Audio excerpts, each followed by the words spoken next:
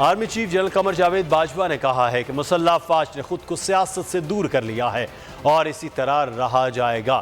Washington میں گفتگو میں انہوں نے 2 ماہ میں اپنی سبکدوشی کا عندیہ بھی دے دیا۔ مزید کہا کہ مضبوط معیشت ملک کے لیے بے حد اہم ہے، اس کے بغیر قوم اپنے اہداف حاصل نہیں کر سکے گی۔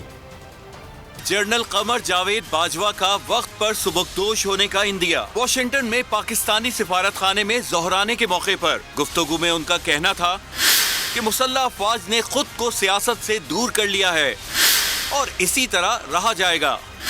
2 ماہ میں اپنی مدت پوری ہونے کے بعد سبکدوش ہونے کے حوالے سے کہا کہ وہ اپنے وعدے کے مطابق کریں گے۔ جنرل باجوہ نے مضبوط معیشت کو ملک کے لیے بے حد اہم قرار دیا۔ ان کا کہنا تھا اس کے بغیر قوم اپنے اہداف حاصل نہیں کر سکے گی۔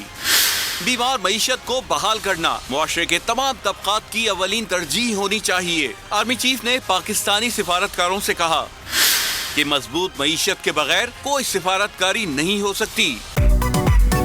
میری ٹیکسی میں بیٹھ جاؤ، جہاں تک لے جاؤں گا۔ آئی ہے ٹیکسی کیش، ٹیکسی کیش، آئی ہے ٹیکسی کیش، ٹیکسی کیش، آئی ہے ٹیکسی کیش۔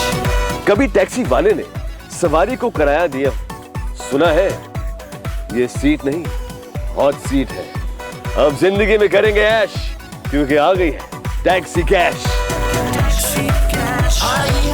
ٹیکسی کیش پیر اور منگل رات 9 بجے صرف بول انٹرٹینمنٹ پر۔ انٹرنیشنل میڈیا پر بول چھا گیا، بول بنا حق اور سچ کی آواز۔ پاکستان میں بول نیوز کو بند کیوں کیا جا رہا ہے؟ انٹرنیشنل میڈیا اور امریکی کونسل آف فارن ریلیشن سمیت ہر پلیٹ فارم پر بول نیوز کے چرچے۔ بول نیوز کی حق اور سچ کی آواز بند کرنے پر سوالات اٹھائے جانے لگے۔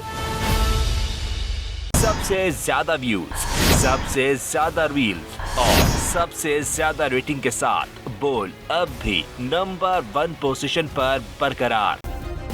سبسکرائب کریں اور بیل دبائیں تاکہ کوئی خبر رہ نہ جائے۔